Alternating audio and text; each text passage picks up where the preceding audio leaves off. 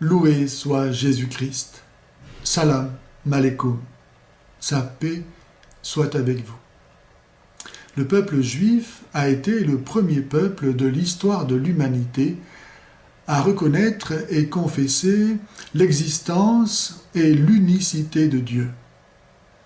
Bien que cela ne nécessite pas nécessairement une révélation de la part de Dieu, Dieu, dans sa grande miséricorde, a bien voulu donner cette révélation au peuple juif.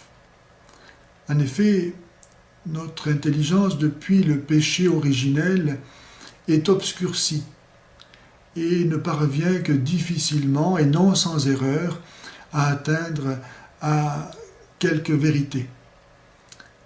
Mais savoir que Dieu existe, ce qui donc est possible à partir de la considération de l'univers et de tous les êtres qu'il contient, et qui tous n'ont pas par eux-mêmes l'existence, sans quoi ils ne pourraient pas ne pas exister, et existeraient donc toujours. Or, nous voyons que rien n'existe toujours, que tout passe, et la loi de l'évolution est là pour le confirmer. Et si donc rien n'existe par soi-même, si rien n'a en lui-même et par lui-même l'existence, donc tout existe par un autre. Et cet autre existe par lui-même. Sinon, il ferait lui aussi partie de l'ensemble des êtres qui existent par un autre. Cet être qui existe par lui-même et qui donne à tous d'être, on l'appelle Dieu. Donc, l'existence de Dieu est accessible à la raison naturelle. Et savoir qu'il est unique aussi est accessible à la raison naturelle. Car Dieu, par définition, est parfait.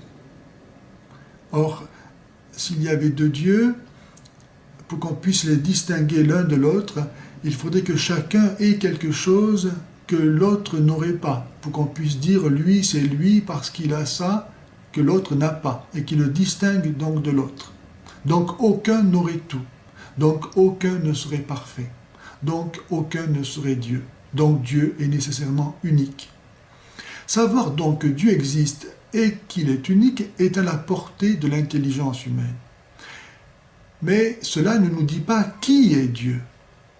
Et là est le propre de la révélation chrétienne, qui nous livre le mystère même de l'intériorité divine.